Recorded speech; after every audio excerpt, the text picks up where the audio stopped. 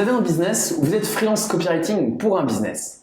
Si votre business ou celui de votre client stagne, peut-être que vous devriez arrêter de réfléchir en tactique, mais commencer à penser en système. Depuis 7 ans que je suis dans l'entrepreneuriat, j'ai vu passer des centaines de méthodes miracles du genre comment exploser son business en ligne, du genre comment scraper des emails avec un script de Python, ou d'autres un peu plus complexes comme le tunnel de vente clé en main.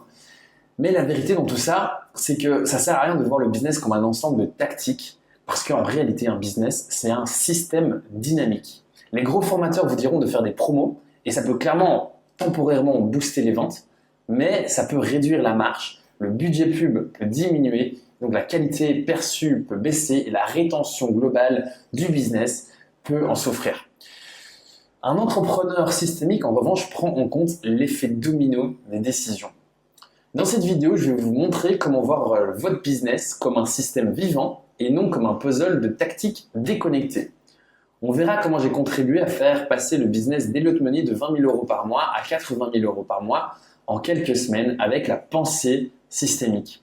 Et surtout, je vais vous montrer la méthode du goulot d'étranglement, une approche universelle et intemporelle qui vous permet de débloquer la croissance d'un business et multiplier votre CA par 2, par 3 ou par 4 en ne vous concentrant que sur une seule chose.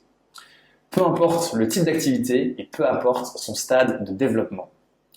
L'objectif est de vous donner un modèle mental intemporel qui s'applique dans n'importe quelle situation. Cette vidéo est clairement longue, c'est une vraie formation, j'ai voulu aller loin et en profondeur, donc prenez bien le temps de la regarder en entier et si nécessaire d'y revenir. Pour vous aider à mémoriser le contenu de cette formation, j'ai créé une fiche complète qui reprend toutes les notes de cette formation. Vous pouvez la télécharger gratuitement en cliquant sur le premier lien en description et en insérant votre adresse email. Petit disclaimer, je fais du business depuis 7 ans. J'ai vu passer plusieurs types de business, des startups, infopreneurs, des agences, des freelances. Et j'ai travaillé en tant que copywriter au cœur de business qui font plus de 10 millions par an. Et donc j'ai vu pas mal de situations dans mon expérience. Mais toutefois, je tiens à vous préciser que mon expérience reste toutefois limitée. Donc soumettez bien ce que j'ai à vous dire ici à votre sens critique. Ceci étant dit, nous pouvons commencer pour le chapitre numéro 1, le problème de la pensée en tactique. Le problème de la pensée en tactique. Alors, j'ai vraiment réalisé à quel point réfléchir en tactique c'était problématique avec mon expérience avec l'entrepreneur Elliott Money. Donc moi j'étais chargé de faire le copywriting d'Elliott Money, de créer les tunnels de vente et de faire les lancements de ces différents produits. Et donc on a commencé avec une première mission, on a fait Atomic Knowledge, puis on a enchaîné sur un partenariat long terme, on a fait Atomic Timing, Atomic Funnels, Atomic Community, Atomic Content, Atomic Design, Atomic Notes, toutes des formations entre 200 et 400 €. Et à ce moment-là, du coup, on utilisait la méthode des petits produits, lancement. Donc lancement, on le met en publicité. Le nouveau lancement sur la liste email, hop, on met le tunnel de vente en publicité Evergreen. Nouveau produit, nouveau lancement, on remet le tunnel de vente en publicité Evergreen, etc., etc., etc. Et donc tous les mois, on faisait un nouveau produit, un nouveau lancement et on remettait ce tunnel de vente en automatique par publicité. Ce qui faisait qu'au bout de quelques mois, on avait 7 tunnels de vente à gérer et à optimiser en même temps. Donc à ce moment-là, on faisait plus ou moins 20 000 € par mois. Au début, les ROS, donc les retours sur pub de ces funnels étaient bons. On avait plus ou moins entre 2 et 3 de ROS. Puis petit à petit, ça a commencé à diminuer. On arrivait à 1,5, 1,2, 0,9, 0,7, 0,4 pour certains funnels. Donc c'est là qu'on s'est rendu compte qu'en fait, ce n'était pas du tout rentable et on n'avait tout simplement pas les ressources suffisantes en interne pour les optimiser. Et en fait, quand un lancement n'était pas hyper rentable ou que le funnel commençait à se casser la gueule, on enchaînait vite pour créer un nouveau produit, faire un nouveau lancement et remettre ce tunnel de vente en automatique. Ce qui était hyper fatigant et ça finissait tôt ou tard par tomber en lambeaux. Donc c'est un peu ça le problème ici, c'était qu'on fonctionnait beaucoup par cette tactique du lancement des petits produits. Et en fait, on ne regardait pas nécessairement le système global, comme on va le voir un peu plus tard. Mais donc ici, la tactique, c'était la méthode des petits produits. On lance. Et c'était comme vous allez voir après, ici je l'ai expliqué, c'est clairement un problème. En fait, quand on est comme ça, quand on réfléchit en tactique, on est un pompier qui va réagir plutôt que diriger. on a un pompier qui va asperger de l'eau sur les problèmes qui sont en feu, vite, vite, il faut asperger de l'eau pour résoudre le problème. On est en mode réaction plutôt qu'en mode diriger, direction. Alors que la personne qui pense en système est l'architecte. Il va designer un système qui empêche ce genre de problème d'arriver. L'architecte design une maison qui est ignifuge. En fait, il y a vraiment un piège de l'optimisation quand on réfléchit en termes de tactique pure et dure. On va souvent se concentrer sur l'optimisation locale plutôt que de chercher l'optimisation globale. Ce que je veux dire par là, c'est typiquement en tant que… Moi, voilà, ça fait 5 ans que je suis copywriter indépendant et j'accompagne aussi des copywriters et j'ai vu beaucoup de copywriters arriver et dire en appel de vente – poser 2-3 questions sur le taux d'ouverture des emails, le taux de conversion, et puis finalement dire « Ah oui, vous avez clairement un problème de copywriting, vous devez faire une séquence email copywriting et votre business va exploser. » En mode, la solution, le problème, c'est qu'un problème de copywriting. Il vous pose 2-3 questions et boum, ok, la solution, diagnostic posé, ok, la solution, c'est une séquence email, ça va faire exploser tout le business. Sauf que non, en fait, ça peut fonctionner, hein, je veux dire, il peut y avoir des meilleurs résultats grâce à une séquence email, mais généralement, c'est pas nécessairement, ce que je veux dire, c'est pas nécessairement qu'un problème de copywriting. Et donc, ce qui se passe en fait, c'est que quand on a une compétence pointue dans un domaine, eh bien, on devient le marteau qui voit tout comme des clous. On a ce marteau, on a cette compétence, on est copywriter, on voit tout comme du copywriting. Oh non, mais le problème c'est du copywriting. Ah, je suis designer. Ah non, mais le problème c'est du design. Ah non, je suis média buyer, mais le problème c'est les pubs, c'est les pubs, c'est les pubs, c'est les pubs. Et on voit tout avec notre prisme, notre biais de notre compétence spécifique. Alors, c'est quoi la solution à ce problème évidemment, parce qu'on est clairement dans une économie de spécialisation. Notre valeur va dépendre de la profondeur de notre compétence. C'est pas très utile, c'est vraiment pas du tout utile en fait d'être un généraliste qui a pas vraiment de compétences profondes dans un domaine, qui a un peu un touche à tout, mais qui n'arrive pas à faire grand chose de concret parce qu'il n'a pas de profondeur dans sa compétence. Le truc, c'est que si en fait il faut avoir une spécialisation, donc c'est ce que je dis, c'est qu'il faut avoir une compétence, une maîtrise profonde dans un domaine, mais le problème c'est que si on n'a que cette compétence profonde, on oublie de regarder le système dans lequel cette compétence profonde s'intègre. Typiquement, un chirurgien du cœur, s'il va s'occuper que du cœur, des artères autour du cœur, il ne va pas nécessairement regarder le corps humain en entier. Il ne va pas nécessairement avoir une vision holistique du corps humain. Un plombier, pareil. Un plombier, il va se concentrer sur les problèmes de tuyauterie et il ne va pas nécessairement regarder si en fait la tuyauterie elle apparaît dans le salon ou dans la cuisine et que ça ressemble à rien niveau architecture d'intérieur ou niveau écologie globale de la maison. Le copywriter, par exemple, s'il va optimiser constamment, il va optimiser son réflexe naturel, et je suis passé par là, mon réflexe naturel, c'est toujours de passer par l'écriture, parce que j'adore l'écriture, c'est un sujet c'est une compétence que j'aime bien, donc naturellement, quand il y a un problème, je veux dire, c'est un problème de contenu, c'est un problème de copywriting, c'est un problème de conversion. Sans regarder vraiment le throughput global du business. L'économiste, pareil, s'il est trop micro-économiste, il va peut-être parfois avoir tendance à oublier le contexte macroéconomique, historique et géopolitique qui sont les systèmes dans lesquels la microéconomie s'intègre. Typiquement, dans le copywriting, quand il y a un problème de conversion, c'est rarement seulement un problème de copywriting, d'écriture de messages pur et dur. C'est parfois un problème de positionnement, un problème de confiance, de crédibilité et un problème d'offre. Ou un problème d'offre, il y a plein d'autres problèmes. Mais voilà, c'est 3 gros problèmes qui ressortent assez régulièrement. Alors du coup, la solution, c'est quoi, vous allez me dire? La solution, selon David Epstein, l'auteur du livre Range, c'est de devenir un généraliste spécialisé. Ce que j'entends par là, c'est d'avoir une compétence pointue dans un domaine, typiquement la persuasion, le copywriting, et d'avoir une vision systémique dans le système dans lequel vous opérez. C'est-à-dire d'avoir un système, dans le cas d'un copywriter, d'avoir la vision du système de vente complet. Le système de vente, c'est à partir du moment où on entre en contact avec le prospect, jusqu'au moment où le prospect est ultra fan et achète chez nous, ultra fan de notre marque. Ça, de l'endroit de A à B, c'est le système de vente complet.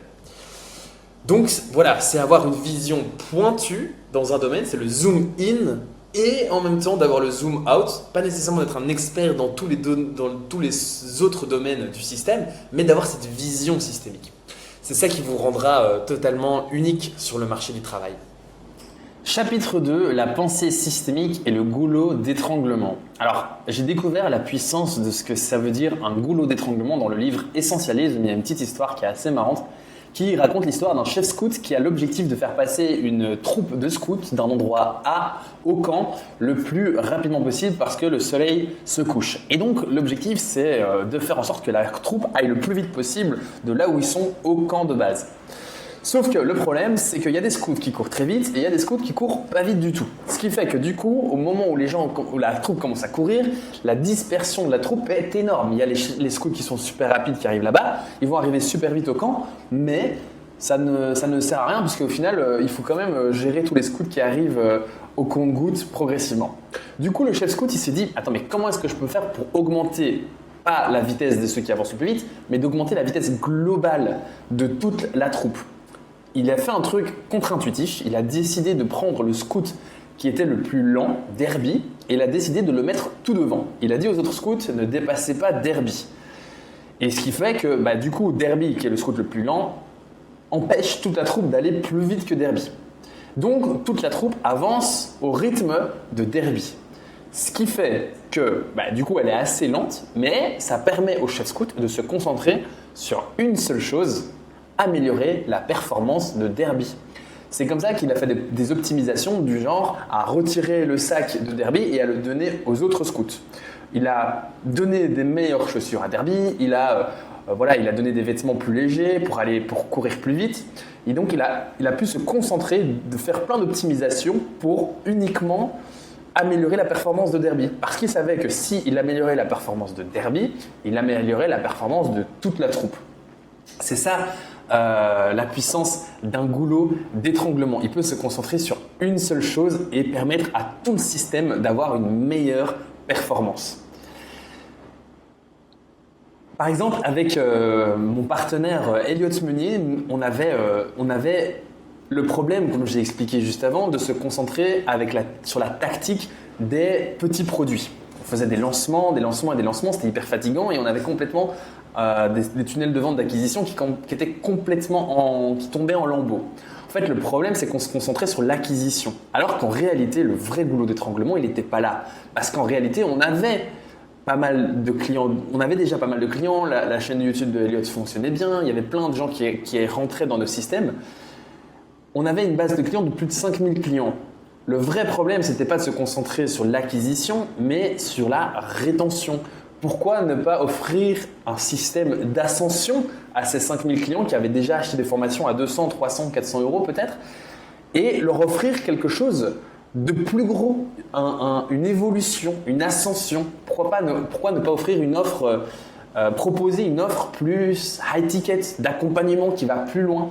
Et c'est comme ça qu'on est arrivé avec l'idée de créer l'offre Atomic Incubator, qui est donc un accompagnement plus poussé pour aider les personnes créatives à lancer leur business créatif.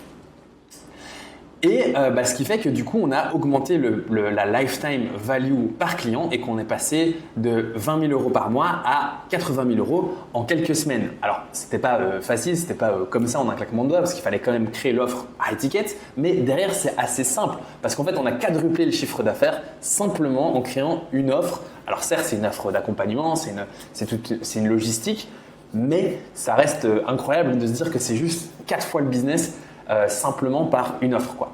Et c'est ça la puissance d'identifier le bon goulot d'étranglement. Parce qu'on peut très vite se perdre dans le mauvais goulot d'étranglement, on peut très vite se concentrer sur quelque chose qui n'est pas pertinent.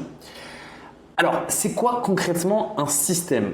Selon la définition de Daniela Meadows dans le livre Thinking in Systems, qui est un très bon livre d'ailleurs, je vous le recommande, un système est un ensemble d'éléments, donc des personnes, des cellules, des molécules, des entreprises, des institutions, interconnectés de manière à générer leur propre dynamique et comportement au fil du temps. Ce qui est important à comprendre, c'est que le système est la cause de son propre comportement.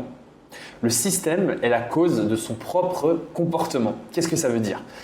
Ça veut dire que En fait, c'est très facile de tomber dans le piège, comme je disais, dans le piège de l'optimisation, de penser que c'est la faute est à cause d'un truc, d'un élément spécifique du système, alors qu'en réalité, c'est plutôt la cause du système global.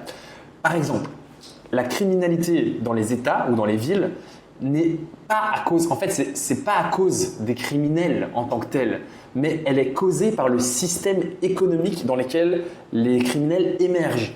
C'est à cause du système économique qui crée des inégalités des richesses, qui fait qu'il y a des systèmes un écart de richesse de plus en plus grand, qu'il y a de moins en moins de soutien envers les pauvres, qu'il y a de plus en plus de ressentiment des pauvres envers les riches, que du coup il y a de plus en plus de violence, de plus en plus de sentiments d'insatisfaction, de violence et donc in fine de criminalité. Et donc en fait c'est le système de l'économie qui crée, qui est le terreau fertile pour que la criminalité émerge. Et c'est ça l'intérêt. Ce ne sont pas les politiciens, j'entends plein de gens en ce moment dire, parce qu'il y a eu les élections de Trump, j'entends plein de gens dire en ce moment, ouais, Trump, il va tout changer, il est génial, regardez, il a changé l'économie, nanana, ces politiques vont tout changer, ça va reflorifier l'économie américaine, mais en réalité, ce ne sont pas les politiciens qui provoquent les fluctuations économiques, c'est le système lui-même qui les engendre. Alors bien entendu, si le politicien ou les politiciens change le système, il peut y avoir des répercussions moyen terme et long terme et qui peuvent avoir des très bonnes répercussions. Mais c'est assez rare d'avoir un politicien qui provoque une fluctuation économique soudaine dans une économie. Quoique ça peut être partiellement vrai, bon je ne m'y connais pas nécessairement plus que ça dans le domaine, mais c'est vrai qu'on a vu quand même une variation assez énorme de la bourse juste après l'élection de Trump. Maintenant, ça reste un bump and dump. Donc, autre exemple, le CEO qui fait gagner ou perdre de l'argent à l'entreprise. Alors, certes, le CEO a un impact sur le système, mais ce n'est pas le CEO qui a l'impact sur le résultat. C'est la façon dont le business est organisé qui crée le résultat. Ce ne sont pas les concurrents qui font perdre des parts de marché à une entreprise, c'est sa propre stratégie interne. Ça, c'est un truc que beaucoup d'entrepreneurs pour lequel les gens ont peur. C'est « Oh, il y a des concurrents, oh my god, nanana, ça va faire perdre nos parts de marché. » La réalité, c'est que non, en fait, la raison principale pour laquelle ça ne marche pas, c'est parce que ton système interne. Et il y a 1 à 5% des chances que ce soit à cause de tes concurrents. La grippe ne vous attaque pas, c'est votre corps qui crée les conditions favorables à son émergence. L'addiction à la drogue n'est pas un échec individuel. Pour la traiter, il faut comprendre le système global, les influences sociales, environnementales et psychologiques. L'addiction est une réponse à un problème issu d'un système, pas le problème lui-même. Typiquement, l'addiction à Instagram, c'est la réponse à l'ennui. C'est le système de l'ennui, les facteurs externes qui font que je m'ennuie, donc j'ai la réponse facile de prendre Instagram. Pareil pour les addictions à la drogue, si quelqu'un est addict à une drogue, c'est très probable que ce ne soit pas à cause de la drogue, parce qu'en fait la drogue est considérée comme la solution. Et certes, c'est une mauvaise solution, mais c'est une solution que la personne a trouvée pour se sentir psychologiquement mieux. En fait, le vrai problème, c'est la souffrance psychologique causée par du coup les influences sociales, environnementales et psychologiques de la personne. Et c'est ça la vraie racine du problème. Si tu veux résoudre l'addiction, tu ne vas pas résoudre l'addiction en te concentrant sur le produit. Il faut se concentrer sur le système qui a créé l'émergence de cette addiction. Ce ne sont pas les éléments extérieurs qui dictent le destin d'un système, mais c'est le fonctionnement interne du système qui produit ses propres résultats. Donc on a rapidement tendance à se dire « Ok, c'est à cause de ça, c'est à cause de ça, c'est à cause du Covid, c'est à cause de l'économie, nanana ». Non, c'est le système interne qui est responsable de ses propres résultats. Alors, qu'est-ce qu'un goulot d'étranglement selon la théorie des contraintes? Donc en fait, un goulot d'étranglement, c'est un maillon d'un système qui ralentit le flux général du système. Un exemple très facile et visuel à comprendre, c'est l'autoroute. Quand il y a un accident sur l'autoroute ou qu'il y a une réduction de bandes, tout d'un coup on passe de 3 bandes à 1 bande et donc le trafic la bande passante de l'autoroute diminue drastiquement, ce qui fait que du coup il y a une congestion qui se crée et le flux à la sortie après l'accident est beaucoup plus petit qu'avant. D'ailleurs, ça crée une congestion avant le goulot également. Un autre exemple, c'est la bouteille d'eau. Quand vous remplissez une bouteille d'eau et que vous la faites couler comme ça, eh bien, comme le goulot est plus fin, eh bien, il y a une congestion de l'eau et donc l'écoulement de l'eau après le goulot n'est pas laminaire. Il fait un petit bruit, genre glou glou glou glou glou, c'est saccadé, ça va lentement. Si un maillon de la chaîne casse, c'est tout le système qui casse. Une façon d'y réfléchir, c'est de voir le système comme un ensemble de maillons, un ensemble de microsystèmes connectés les uns avec les autres. Et que s'il y a un des systèmes qui est fragile, eh bien, quand on tire le système global, quand on tire la chaîne, eh bien, il suffit d'avoir un maillon fragile pour qu'en fait, la chaîne complète casse, parce qu'en fait, du coup, elle est inutilisable. Si un des maillons casse, c'est toute la chaîne qui est inutilisable. Et donc, c'est le système global qui en pâtit. Si, dans un business, par exemple, si c'est un maillon, un maillon du système de vente qui est fragile, mettons, on a un très bon système d'acquisition, on a un très bon système de conversion et on a un très bon système de rétention. Voilà, on a ads, opt-in très bien optimisé, on a un système de page de vente, d'upsell très bien copyrighté, une très bonne offre. On a un système des séquences email de vente, de rétention, des upsells, etc. très bien optimisé aussi. Mais si entre la page de capture et la présentation de l'offre, on n'a pas de système de confiance, on n'a pas par exemple d'emails qui inspirent confiance, du contenu qui inspire confiance, eh bien en fait c'est tout le système qui va en pâtir parce que qui dit pas de confiance dit très peu de conversion, même si c'est très bien optimisé, et donc très peu de rétention. Parce qu'en fait, ça bloque à ce niveau-là, donc c'est tout le système après le goulot qui en pâtit. Un truc qui est important à comprendre aussi, c'est que une fois le goulot levé, le maillon le plus faible se déplace ailleurs. Le goulot se déplace ailleurs. Et en fait, c'est assez aléatoire. On ne sait pas toujours où va se situer le prochain goulot d'étranglement. Vous pouvez très bien améliorer votre confiance et puis d'un coup, en fait, il y a un problème de plus de rétention par après qui va se révéler. Et donc, c'est pour ça que c'est important de mesurer l'entièreté du système pour voir où va se révéler le prochain goulot d'étranglement. On va voir dans la suite de la formation comment mesurer bien évidemment tout ce système. Un truc qu'il faut bien entendu garder en tête, c'est toujours le piège. C'est toujours ce piège-là, c'est la suroptimisation. Typiquement, par exemple, vous avez une machine dans une usine, vous produisez des téléphones, mettons, il y a une machine A qui sait produire 100 unités. Il y a la machine B ou 2 qui produit 200 unités. Ben, évidemment, le goulot pour l'instant, c'est la machine A parce qu'elle produit 100 unités et donc la machine B, ben, elle est sous-productive parce qu'elle pourrait produire plus. Ce que vous pouvez faire, du coup, c'est optimiser la machine A pour qu'elle passe de 100 à 200 unités. Le truc, c'est que si vous continuez à optimiser la machine A et que vous la faites passer de 200 unités à 300 unités, eh bien, après, on a un nouveau problème qui est que la machine B n'est pas capable de traiter 300 unités. Et donc, il va y avoir un buffer, il va y avoir pas un buffer, mais il va y avoir trop de stock qui s'accumule sur la machine B et donc en fait ça va diminuer la performance du système. Donc en fait ça sert à rien de suroptimiser, ça va gaspiller des ressources pour suroptimiser la machine A et il faut se concentrer en fait sur le nouveau goulot d'étranglement qui s'est révélé ailleurs. Parce qu'en fait du coup vous avez passé la machine A à 200 unités, la machine B est à 200 unités, peut-être qu'il y a la machine C ou la machine D ou la machine E qui a un problème de performance. Voilà, donc ça ne sert à rien de suroptimiser. Un exemple en copywriting, dans le business en ligne en général, c'est par exemple la suroptimisation des pages de vente du site web, faire du design, du copywriting, des pop-up, suroptimiser sa page de vente alors qu'en fait il y a zéro trafic. Et donc on ne sait même pas si l'offre elle fonctionne ou pas. Donc voilà, exemple de suroptimisation qui ne sert à rien. Mettez du trafic très rapidement pour voir s'il y a un premier intérêt ou pas. S'il y a un premier intérêt, c'est là que vous optimisez. Mais on ne suroptimise pas la page de vente avant d'avoir un peu validé l'offre avec du trafic. Chapitre 3, les 4 fondamentaux d'un business. Le but, c'est de voir le business comme un système à travers ces 4 fondamentaux pour avoir une vision très simplifiée et très systémique parce qu'on est obligé de réduire en fait le business à ses principes fondamentaux pour comprendre en fait à quel niveau se situe le goulot d'étranglement. Ça permet d'avoir une vision très simplifiée de ce que c'est un business, n'importe quel business, que ce soit des SaaS, que ce soit des formations, agences, peu importe.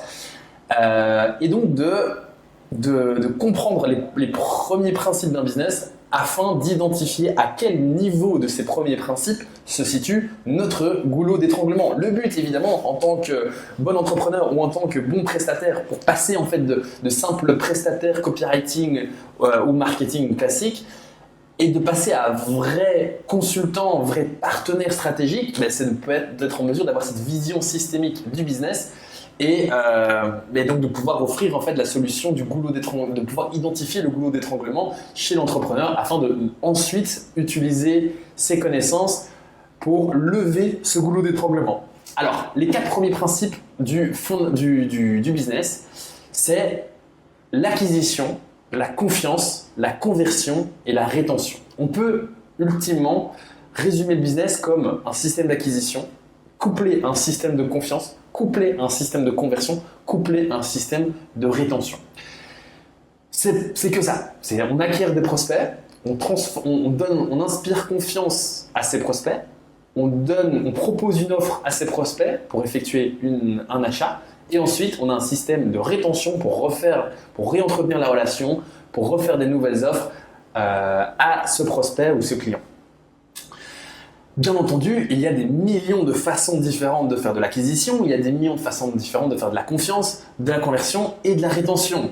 Et c'est ça l'enjeu, c'est en fait de simplifier le business à ces 4 piliers fondamentaux pour ensuite voir quelle solution, parmi toutes les solutions possibles dans la conversion, dans la confiance, dans la rétention, dans l'acquisition, qu'on va pouvoir mettre en œuvre pour pouvoir lever le goulot d'étranglement.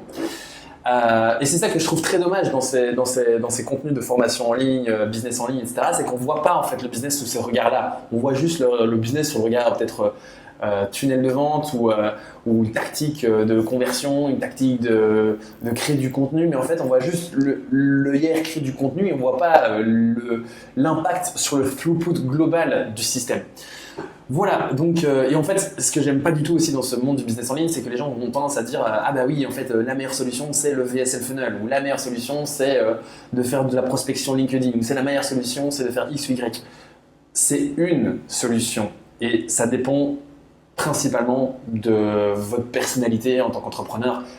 Sur quelle solution est la plus... Enfin, bien sûr, il y a des facteurs plus économiques du genre est-ce que mon audience se trouve sur LinkedIn, oui ou non? Ok. Mais in fine, ça va plus dépendre de... Voilà, en fait, il y a plein de systèmes qui fonctionnent. Il s'agit juste de trouver le bon système pour soi. Et donc, ce qui permet d'avoir une vision beaucoup plus universelle et intemporelle d'un business et de ne pas être piégé par les tendances et les nouveaux hacks à la mode, c'est d'avoir cette vision complètement... fondamentale du business, acquisition, confiance, conversion, rétention, super important. Pour faire une analogie avec un système de vente, avec tunnel de vente assez simple, voilà, la pub, le contenu, le trafic, puis après l'inscription, la page de capture, on peut, c'est considéré comme l'acquisition. Ensuite, tout ce qui va venir après l'acquisition, après la capture, c'est le système de confiance, des emails de nurturing, du contenu, de la relation, des lives, des calls, voilà.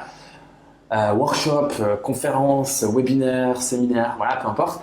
Ensuite, il y a le système de conversion. C'est là où on va vraiment proposer une offre en échange d'un prix.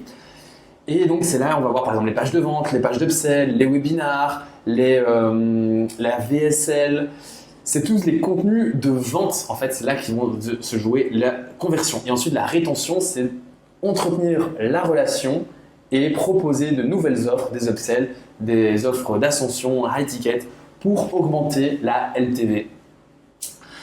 Alors, j'aimerais bien préciser le fondamental d'un business, c'est ça.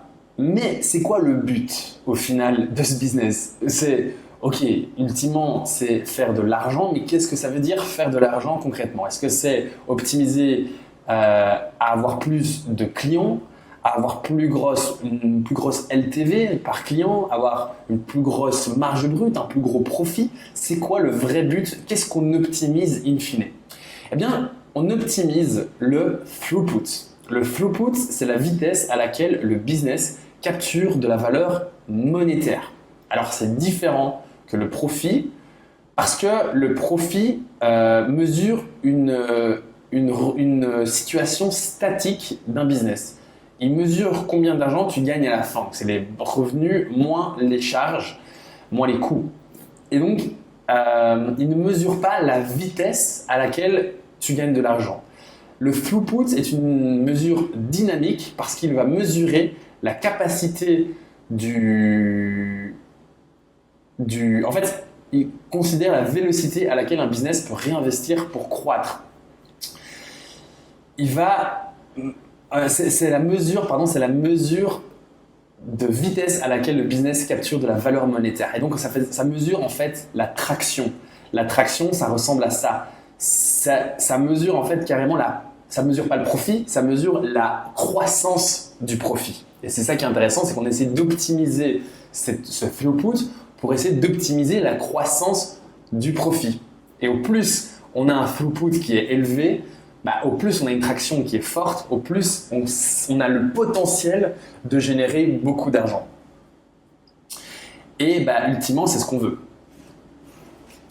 Donc, pourquoi on ne regarde pas le nombre de clients simplement? Parce qu'en fait, chaque client n'est pas égal. On peut avoir une LTV très différente par client. On peut avoir un client qui vaut 15 000 euros. Si on a un client par mois mais qui vaut 15 000 euros, c'est plus intéressant que d'avoir 100 clients qui valent 5 euros. Pourquoi on ne regarde pas que la LTV du coup? Parce qu'en fait, ça ne considère pas la structure de coût. On peut avoir une LTV qui est bonne, mais avoir un coût d'acquisition client qui est très élevé ou un coût de fulfillment qui est très élevé aussi. Donc, coût variable, c'est coût d'acquisition client et coût de fulfillment. Pourquoi on ne regarde pas la marge brute, donc en fait le profit? Parce qu'en fait, il ne considère pas la vélocité à laquelle le business peut réinvestir pour croître. Donc le profit, comme je disais, c'est une mesure statique, le throughput, c'est une mesure dynamique. Alors pourquoi on regarde le throughput? Car c'est la meilleure mesure de traction. Et le but, c'est de scaler le business, pas de le croître linéairement. En fait, on veut idéalement faire en sorte que le business soit le plus scalable possible. Et le throughput, c'est la mesure de scalabilité. Ce n'est pas la mesure de croissance. Alors, voici la formule pour mesurer le throughput. Le throughput, concrètement, c'est le nombre de clients fois la lifetime value. Donc, en fait, c'est la valeur globale d'un client fois le nombre de clients, moins les coûts variables par client par unité de temps. Donc ça mesure en fait pas le profit actuel, parce qu'en fait la lifetime value c'est pas nécessairement le profit d'aujourd'hui, parce que peut-être qu'on va avoir un client aujourd'hui qui nous donne 100 euros, mais in fine la lifetime value de nos clients c'est 500 euros. Et donc en fait c'est pas l'argent le profit d'aujourd'hui, c'est l'argent futur, c'est l'argent d'aujourd'hui et l'argent futur. C'est le potentiel monétaire du business. Et évidemment c'est ça qu'on essaye d'optimiser, parce qu'on essaye aussi d'optimiser la croissance on essaie d'optimiser la valeur long terme du business et pas que la valeur court terme.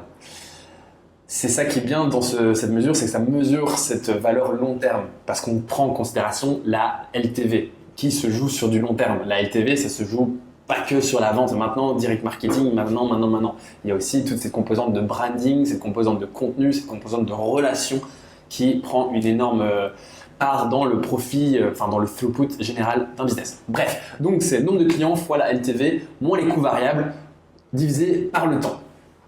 Coût variable, donc c'est coût d'acquisition plus coût de fulfillment. Donc pour un business typiquement de formation en ligne qui a très peu de coûts de fulfillment, ou un SaaS par exemple, si mettons il y a un SaaS qui a qui a besoin de très peu de support, on peut considérer que le throughput égale au nombre de clients fois la lifetime value moins le coût d'acquisition divisé par unité de temps. Donc au lieu d'avoir le coût variable, on a le coût d'acquisition client. Ça permet d'avoir une bonne mesure, si on n'a pas trop de mesure exactement, de ce que c'est le coût de fulfillment. Mais voilà, la formule intemporelle, c'est celle-ci. Ok. Une autre définition, c'est le throughput mesure donc l'efficacité d'un business à convertir ses ressources en cash flow net. L'efficacité d'un business, c'est pas le cash flow maintenant, c'est l'efficacité d'un business à convertir ses ressources en cash flow. On pourrait le voir comme le débit. Voilà, c'est traduit en français comme mettant le débit. Ok.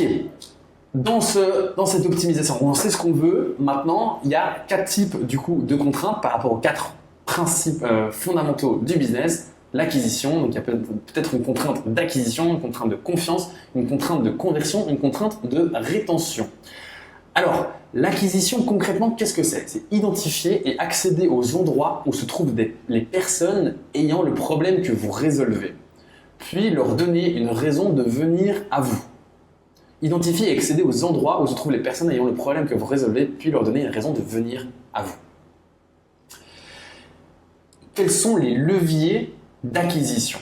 Eh bien, on a le payant, toutes les publicités en ligne, Meta, YouTube, Google, l'organique, plateforme de réseaux sociaux, YouTube, Instagram, TikTok ou blog, les partenariats, très sous-cotés d'ailleurs, les collaborations, les affiliés, le co-branding, le physique, tout ce qui est magasin physique, flyers, événements, mais aussi c'est en fait le référal, le bouche à oreille. Tout ça, ce sont 5 piliers du trafic. Donc tout ça en fait c'est du trafic. Donc il y a plein de formes de trafic différents, le payant, l'organique, le partenariat, le physique et le référal. Et ensuite, une fois qu'on a du trafic, eh bien, il s'agit de capturer ces leads. L'idée c'est de avoir des trafics sur un site web, ça ne sert à rien. Il faut avoir un point de contact avec ces leads. Donc tant qu'il n'y a pas de point de contact avec ces leads, il n'y a pas d'acquisition. Ce n'est pas une acquisition complète. Donc il y a la partie capture et c'est là qu'on va par exemple page de capture, lead magnet, formulaire, demander les coordonnées, etc. Donc ça, ce sont les leviers de l'acquisition. Quels sont les leviers de confiance? C'est quoi la confiance concrètement? La confiance, c'est créer une relation en démontrant votre capacité réelle à résoudre le problème jusqu'à ce que la personne croit en vous et à votre solution. Donc en fait, c'est entretenir la relation, démontrer votre expertise jusqu'à ce que la personne croit que vous êtes la bonne personne pour résoudre son problème ou pour lui permettre d'atteindre sa situation désirée. L'objectif ici, c'est de développer une confiance profonde pour créer une loyauté long terme. Les business qui gagnent ultimement, ce sont les business qui ont créé une loyauté extrêmement forte chez leurs clients. Pensez Apple, pensez David Arleson. Ce sont des marques qui ont réussi à créer une connexion identitaire profonde avec leur audience, avec leurs clients, qui fait que les clients sont extrêmement loyaux envers cette marque, envers ces marques. Exemple de levier de confiance. On a bien entendu le contenu organique, on a bien entendu l'expérience lead magnet, très très sous-coté. Hein. On a une très bonne notion du contenu, on fait plein de vidéos, voilà, il y a plein de contenus d'ailleurs qui parlent de comment faire des bonnes vidéos, comment faire des bons posts, des threads, des Twitter, newsletters, etc., etc. Mais il y a très peu de contenu qui parle du produit, le premier produit d'appel, l'expérience lead magnet. Très sous-coté parce qu'en fait, c'est la première réaction émotionnelle que vous allez avoir intime avec votre audience, avec vos prospects. Et donc l'idée, c'est d'avoir une telle empreinte somatique, une telle émotion positive associée à votre marque que la personne va vouloir entendre parler de vous pendant longtemps. Ayez une communauté extrêmement engagée, extrêmement utile, faites une formation gratuite qui apporte des aha moments extrêmement puissants, proposez un quiz IA avec un plan d'action qui change la perspective de la personne, proposez une étude de cas extrêmement poussée, extrêmement intéressante, proposez un challenge qui apporte des résultats concrets, proposez un e-book qui est extrêmement bien écrit, qui est addictif. Voilà, expérience lead magnet, super important. En fait, on peut penser ça en termes de créer un aha moment. Il faut vraiment, l'idée, c'est d'avoir ce moment d'activation, ce moment de waouh, ok, cette marque-là, elle a. Au début, on est en mode recherche, on va à gauche, à droite, et puis après, on interagit avec différentes marques, on télécharge plein de lead magnets, et puis après, il y a peut-être une ou deux marques qui captent notre attention, et on se dit waouh, putain, ça, c'est vraiment. Putain, ça me fait vriller, quoi, c'est trop intéressant. Relation live, coaching, Q&A, conversation privée. Donc ça aussi, évidemment, c'est tout ce qui est là pour entretenir la relation, pour faire des coachings, des questions-réponses, des conversations privées en DM ou même en call ou en physique. La conversion. Qu'est-ce que la conversion? La conversion, ultimement, c'est transformer l'intérêt et la confiance en action. C'est bien beau de faire de la confiance, de faire plein de contenu, mais in fine, si vous ne faites jamais d'offres, eh ben, vous avez pas d'argent en fait. Donc au bout d'un moment, il faut faire passer les gens à l'action. Exemple de levier de conversion, on a le positionnement du produit, l'offre l'offre, bien entendu, et à quel point elle est irrésistible, la page de vente, le message de vente, la formation gratuite. La formation gratuite, ça peut être à la fois un lead magnet qui inspire confiance et à la fois un élément de conversion. On va voir, parfois il y a des contenus qui peuvent être à la fois un contenu de confiance et à la fois un contenu de conversion. Typiquement, un lead magnet, idéalement, ça inspire confiance et en même temps, ça propose une offre pour pouvoir amortir les coûts publicitaires ou pour pouvoir créer une émotion plus engagée auprès de notre prospect. Une VSL, c'est un peu considéré comme une micro-formation qui est bien entendu dans le but de convertir. Un webinar, pareil, ça donne de la valeur et en même temps ça convertit. C'est un élément, c'est un contenu de vente. Une conférence aussi, il y a des conférenciers qui utilisent leurs conférences pour vendre des formations, des bootcamps, des séminaires, des stages, etc. Séquence email de lancement, séquence email de bienvenue, un call de vente, ceci c'est un levier de conversion. La conversation physique, c'est aussi un levier de conversion. La discussion en magasin, si vous êtes un magasin physique, un fleuriste, la personne qui vient parler au prospect, lui dire comment vous allez monsieur, qu'est-ce que vous avez, vous voulez préparer un restaurant avec votre ami, avec votre petite copine. Voilà, cette discussion, c'est un élément de conversion. C'est ça qui est intéressant avec ces premiers principes, c'est que ça vous permet de sortir des tactiques et de voir vraiment que, in fine, une VSL, un webinaire, une conférence, une séquence email, un call, tout ça, c'est des formats différents, mais in fine, ça a le même objectif. Et ça permet de simplifier drastiquement notre vision du business. Qu'est-ce que la rétention ? La rétention, c'est très simple, c'est maximiser la valeur client. Alors, bien entendu, il y a des millions de façons de faire ça. Quelques leviers, c'est l'expérience produit. Donc ça, c'est super important. Le premier produit qu'ils achètent doit apporter du bonheur, entre guillemets, donc doit apporter des résultats attendus. Vous devez promettre des résultats et délivrer sur ces résultats et même, encore mieux, surpasser les attentes de ce produit. Et si vous le faites de façon réplicable, alors là, c'est tout bénef parce que c'est du coup scalable. Donc, l'expérience produit, super important. Le support, c'est bien entendu un levier extrêmement important parce que ça rentre dans l'expérience utilisateur. Le système de fidélisation, entretenir la relation avec l'audience. Une fois que vous avez fait votre première conversion, c'est pas fini. La première conversion, en fait, une erreur classique, c'est que les entrepreneurs sont là en mode c'est bon, j'ai fait ma première conversion, tranquille, et je peux me concentrer sur des nouveaux clients. Sauf que non, une fois que vous avez fait votre première conversion, un client est un client, est un client, est un client, est un client, comme dirait Dan Kennedy. C'est beaucoup plus facile de revendre un produit à quelqu'un qui a déjà acheté un de vos produits que de trouver un nouveau client. Le plus dur dans le business, c'est de trouver des nouveaux clients. Donc, le système de fidélisation, entretenir la relation long terme, c'est super important pour maximiser la valeur client. Bien entendu, on peut faire aussi des ascensions de l'échelle de valeur, proposer des nouvelles offres, des upsells ou des offres plus poussées, plus high ticket, qui permettent d'aller plus loin pour certains clients. Certains clients sont très chauds d'aller plus loin et donc en fait il suffit d'avoir un client, vous avez 100 clients qui valent 50 €, c'est très bien, mais il suffit d'avoir 3 clients qui valent 5 000 € sur ces 100 clients et d'un coup ces 3 clients valent plus que ces 100 clients réunis. Donc c'est ça qui est vraiment intéressant, mais bien entendu l'ascension, faire des upsells et des offres à étiquette permettent d'augmenter la lifetime value des clients. Mécanismes d'engagement continu comme des communautés, des jeux, la gamification pour créer de l'engagement sur les réseaux sociaux, sur des plateformes de gamification comme par exemple Skool utilise des systèmes de gamification intégrés à leur plateforme de communauté. Favoriser le bouche à oreille, il y a plein de systèmes qui permettent de favoriser le bouche à oreille et de créer une boucle positive de marketing gratuit. Et bien entendu, le bouche-oreille commence par votre expérience produit. C'est pour ça que je l'ai mis en premier. L'expérience produit, c'est la base. C'est votre produit, c'est votre raison d'être. C'est pourquoi vous êtes là.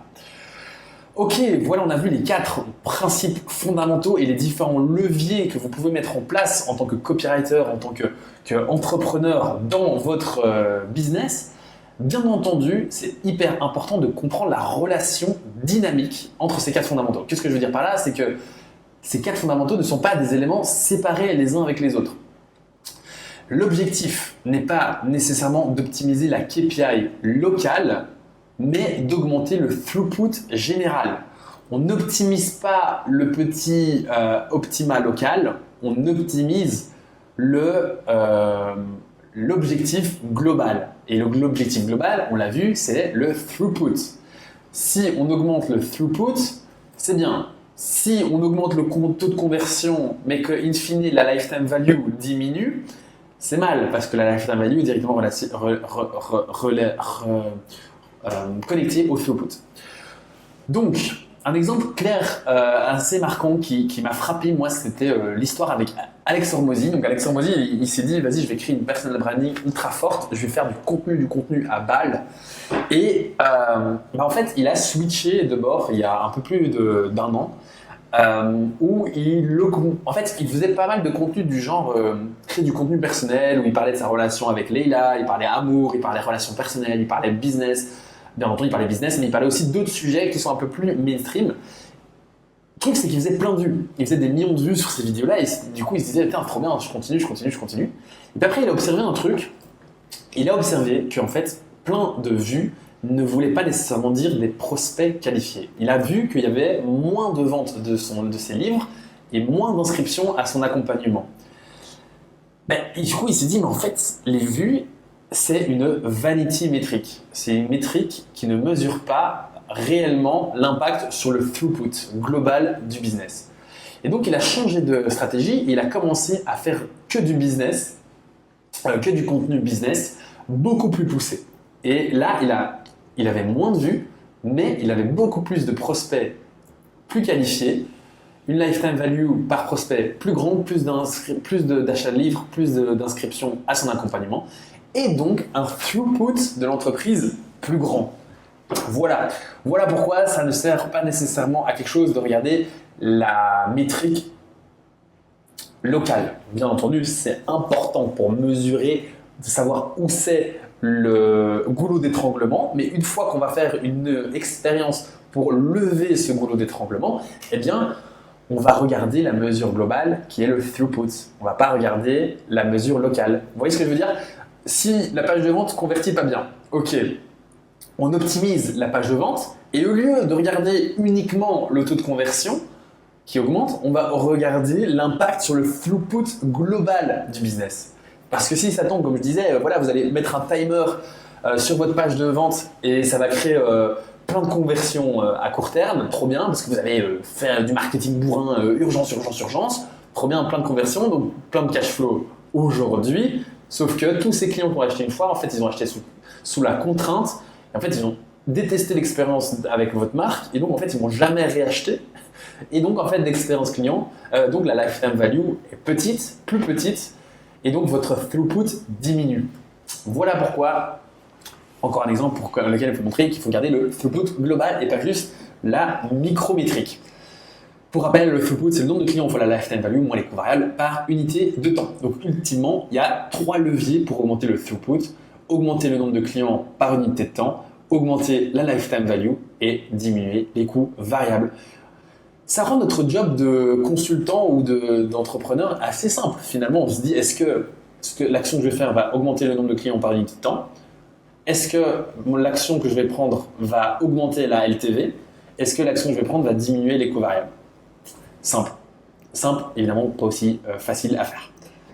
Ok les amis, j'espère que vous êtes encore avec moi pour ce chapitre numéro 4. Cette formation est dense, du coup pour bien capter tout le contenu de cette formation, d'avoir ce contenu résumé en un seul endroit, je vous donne accès aux notes à ce Notion. Vous pouvez le télécharger en description, le premier lien en description et insérer votre email pour recevoir ce document par email. Voilà. Alors nous sommes maintenant au chapitre numéro 4. On a vu du coup les différents types de goulots d'étranglement, les 4 fondamentaux du business, les contraintes d'acquisition, contraintes de confiance, contraintes de conversion et contraintes de rétention.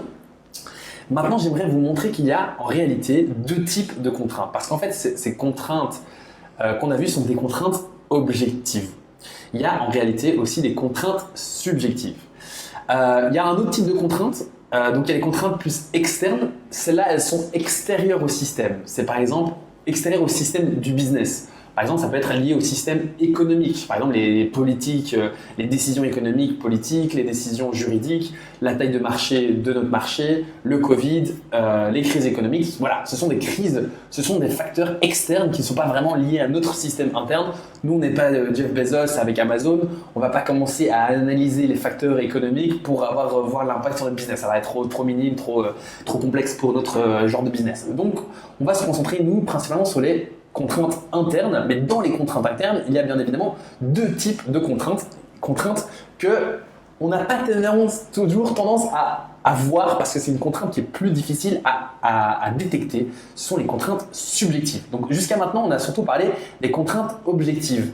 Le temps, l'argent, les ressources humaines, équipements, contenu, l'offre, les contenus de vente, matières premières. Voilà, est-ce que ma page de vente est bien optimisée? C'est une contrainte objective, parce que c'est objectif en fait, c'est la page de vente. Ok, bah, si la page de vente n'est pas bien faite, il suffit de refaire la page de vente. Sauf que ce qui se passe, c'est que beaucoup de contraintes objectives sont en réalité provoquées par des contraintes subjectives. Ces contraintes subjectives, ce sont typiquement des contraintes beaucoup plus intangibles, comme le mindset. J'appelle le mindset tout ce qui est peur et fausses croyances limitantes de l'entrepreneur, des employés. Les méthodes appliquées par les employés, les habitudes en fait appliquées par l'entrepreneur, la politique interne. Est-ce que la relation entre est-ce qu'il y a une culture d'entreprise qui est favorable à créer de la créativité, à trouver des solutions innovantes, etc. Est-ce qu'il n'y a pas une culture toxique entre les employés? Voilà, tout ça, ce sont des contraintes subjectives. Alors la tentation de tout justifier par la contrainte objective. En fait, il y a un truc qui est assez frappant chez les entrepreneurs, c'est que il y a des entrepreneurs qui sont un peu plus axés sur le bord subjectif. Typiquement, moi j'ai un biais, je pense, naturel vers le côté subjectif. C'est d'ailleurs ça qui m'a intéressé tant dans le copywriting, c'est ce côté émotionnel, persuasion, psychologie humaine. Mais il y a pas mal d'entrepreneurs qui sont très coincé dans le regard très objectif du business. Du genre, voilà, si on n'a pas d'argent, c'est parce qu'il y a un problème de conversion, c'est parce qu'il y a un problème de rétention, il y a un problème de machin. Et en fait, on peut comprendre pourquoi. Parce que le business, c'est des chiffres. En fait, on peut quantifier le business par des chiffres. Et donc, les chiffres nous permettent d'avoir une vision très objective de la réalité. Et les chiffres, en fait, les contraintes objectives peuvent être mesurables. C'est ça qui fait qu'il y a un biais naturel général vers les contraintes objectives. Voilà, un manque de trafic, on va pouvoir directement le voir sur Google Analytics qu'il n'y a pas beaucoup de trafic. On n'a pas assez de leads, on va le voir. Mauvaise offre, on va pouvoir le voir aussi. Pas assez de temps, on va le voir aussi. Alors que bien souvent, c'est l'entrepreneur même qui crée la contrainte via des croyances limitantes, un manque de compétences ou une mauvaise perception de la réalité. Exemple, l'entrepreneur réalise qu'il se passe beaucoup trop de temps à gérer des clients et en fait, du coup, qu'il n'a pas assez de temps pour s'occuper sur d'autres plans de son business. Et donc, il a identifié la contrainte comme étant l'expérience client, elle est trop manuelle, c'est pas assez scalable, c'est trop manuel. Il faut faire quelque chose. Donc, en fait, on est au niveau de la rétention d'un point de vue objectif. La solution que l'entrepreneur va apporter, c'est quoi? Il va engager un nouvel employé. Génial. Il va engager un Customer Success, elle va s'occuper de la relation client, et donc trop bien, l'entrepreneur va plus devoir s'occuper des clients. Sauf que l'entrepreneur finit en réalité par micromanager le nouvel employé, et il passe tout autant de temps qu'avant, et en plus de ça, il doit payer le salaire du nouvel employé. Ce qui fait que du coup, en fait, le goulot d'étranglement, il n'est pas du tout levé. La réalité, c'est qu'on a mal identifié le vrai goulot d'étranglement. Le vrai goulot d'étranglement, dans ce cas-ci, c'est que l'entrepreneur n'est pas capable de lâcher prise. Il est psychologique, il est personnel, il est subjectif. Et donc, en fait, la réalité, c'est que la vraie solution, une vraie bonne solution pour ce problème, ce serait de faire, par exemple, un coaching avec l'entrepreneur pour que l'entrepreneur puisse progressivement apprendre à lâcher prise. Bien entendu, il y a certains entrepreneurs qui ne voient pas ce côté-là et qui ne veulent pas entendre parler de ce côté-là. Tandis qu'il y en a d'autres qui sont très très axés là-dedans et qui sont pas du tout dans le côté objectif des choses et qui voient tout le business comme quelque chose de subjectif. Ce que par exemple moi j'avais tendance un peu à trop voir ce côté-là. Donc pour être un entrepreneur complet ou pour être un prestataire de service, un copywriter complet, un copy partner complet, eh bien vous devez avoir, enfin c'est l'idéal c'est d'avoir cette vision globale à la fois objective des contraintes et à la fois subjective des contraintes. Et donc, en fait, c'est ça qui va vous permettre de lever le bon goulot d'étranglement. Alors, ça peut paraître un peu bizarre de dire que ouais, vous êtes copywriter et vous allez apprendre à faire, vous allez devoir dire à votre entrepreneur de faire du coaching. Ouais, mais en fait, oui, parce que en fait, c'est le vrai problème. C'est le vrai problème. Donc, vous êtes humain, vous n'êtes pas que copywriter. Ça, c'est le vrai problème. Donc, vous êtes là en mode. Une bonne façon de vous voir, c'est de ne pas vous voir comme un copywriter, mais de vous voir comme un copy partner, un consultant copywriter. Vous avez une compétence de copywriting, vous pouvez lever des goulots d'étranglement liés au copywriting, mais en même temps, vous avez cette vision stratégique, systémique du business. Voilà. Donc, c'est important de faire la distinction entre ces deux types de goulots, car lever le faux goulot d'étranglement ne sert à rien. On peut très vite se piéger dans des faux goulots d'étranglement, de ne pas avoir identifié la racine du problème. Le problème, c'est que les goulots subjectifs sont plus complexes à identifier parce qu'il n'y a pas de KPI pour la confiance en soi ou la peur de vendre. C'est là où c'est intéressant aussi de maîtriser ou d'avoir de poser des bonnes questions, de poser des questions à votre entrepreneur, poser des questions, mais qu'est-ce que tu penses de ça? Pourquoi est-ce que tu penses que c'est pas une bonne idée? Pourquoi? Il y a la méthode des 5 pourquoi. Pourquoi tu penses ça? Pourquoi est-ce qu'on n'a pas de conversion? Pourquoi est-ce qu'on n'a pas une page de vente optimisée? Pourquoi est-ce que tu n'as pas appris la persuasion? Ah oui, non, mais en fait la persuasion, c'est un peu de la manipulation, je trouve que j'aime pas ça. Ah, fausse croyance, croyance limitante. Ok, on va travailler ça. Boum, on a trouvé le vrai goulot d'étranglement. Le vrai goulot d'étranglement, on ne sait pas qu'il n'a pas les compétences de copywriting, c'est qu'en fait, il ne veut pas apprendre la persuasion parce qu'il pense que c'est pas bien d'apprendre la persuasion. Donc, il y a une fausse croyance qui est en jeu ici. Et donc, il faut lever cette fausse croyance. Exemple de goulot objectif. Eh ben, un produit qui ne répond pas à un vrai problème sur le marché, audience trop petite qui empêche d'atteindre un niveau de rentabilité suffisant, un pricing mal positionné qui freine les ventes, un problème technique, serveur lent, chaîne de production inefficace. Voilà, c'est un problème objectif. Quels sont des exemples de goulots subjectifs? Je ne peux pas facturer cher, les clients ne me payeront jamais aussi cher. Ça, c'est un truc qui est qui est fréquent quand même dans pas mal de marchés. Et typiquement, le marché du dev perso. Il y a beaucoup de coachs, thérapeutes qui sont en mode ah non, mais je peux pas facturer autant. Il n'y a personne qui va acheter ce prix-là. Je peux pas facturer au-delà de. Ma mère, par exemple, elle est thérapeute et elle veut pas faire une offre d'accompagnement global. Je lui dis maman, fais une offre globale, fais un truc à 1000, 2000, 3000 euros. Ah mais non, les gens ne vont jamais payer un truc à 3000 euros. Moi, je préfère, c'est plus écologique de faire un truc à la séance, comme ça les gens ils viennent quand ils ont envie d'aller de venir et tout. Mais je dis, mais maman, en fait, tu donnes plus de résultats si tu fais une offre complète, un accompagnement de A à Z. Et donc là, c'est clairement un goulot subjectif. J'ai peur d'être jugé si je publie ce genre de contenu sur YouTube. Voilà, peur du regard des autres, ça c'est clairement un truc. Pendant longtemps, moi j'ai eu du mal à publier, à me filmer parce que j'avais cette peur du jugement. Je m'auto-jugeais par rapport à la vidéo. Pour être totalement transparent, d'ailleurs, c'est la troisième fois que je fais cette vidéo, que je tourne cette vidéo. Voilà, maintenant c'est bon, je la publie, tant pis, j'arrête. Pas de connaissances poussées en copywriting et persuasion, donc un manque de compétences, voilà, des compétences particulières. Je dis toujours l'exemple de la copywriting et de la persuasion parce que je suis copywriter, mais il y a plein d'autres compétences, le savoir déléguer, identifier le recrutement, voilà, plein de compétences dans un business qui sont importantes. Ce qui est compliqué avec les compétences, c'est que on ne voit pas quelles compétences il nous manque. Et donc c'est ça qui est vachement complexe parce que c'est on ne sait pas ce qu'on ne sait pas. D'où l'intérêt de se faire accompagner et parfois de ne pas savoir si la personne, de ne pas savoir ce qu'on recherche, mais que la perspective du coach va pouvoir vous donner, va pouvoir vous identifier là où vous avez des blind spots. C'est ça qui est super intéressant avec le coaching. Culture d'entreprise qui favorise la compétition toxique entre employés. Donc voilà, ça c'est typiquement un goulot subjectif, une culture toxique. Qui fait qu'en fait les employés ils n'ont pas envie de venir au travail, ils n'ont pas envie de travailler, ils n'ont pas envie de bosser. Moi j'ai travaillé pour une grosse boîte qui de l'extérieur était géniale, une image de marque extraordinaire de l'extérieur, mais de l'intérieur, waouh, putain j'avais envie de me casser, je me suis cassé après 3 mois quoi, j'en pouvais plus, c'était hyper toxique, hustle, hustle, hustle, hustle, on cherche que des A-players, nous on veut faire des choses, on veut changer le monde. Et t'es là, ouais, ok, bah change le monde tout seul, hein, parce que moi je me casse. Alors, la relation entre goulot subjectif et objectif. Est-ce plus souvent un problème subjectif, un problème objectif ou un problème subjectif? Donc, comme je l'ai dit précédemment, les deux sont intimement liés. Si vous avez un problème d'acquisition, c'est parce que peut-être que vous faites des mauvais contenus. Et donc, en fait, la solution, c'est d'apprendre les fondamentaux de la psychologie, de la persuasion, comment créer un contenu engageant à travers de la psychologie humaine.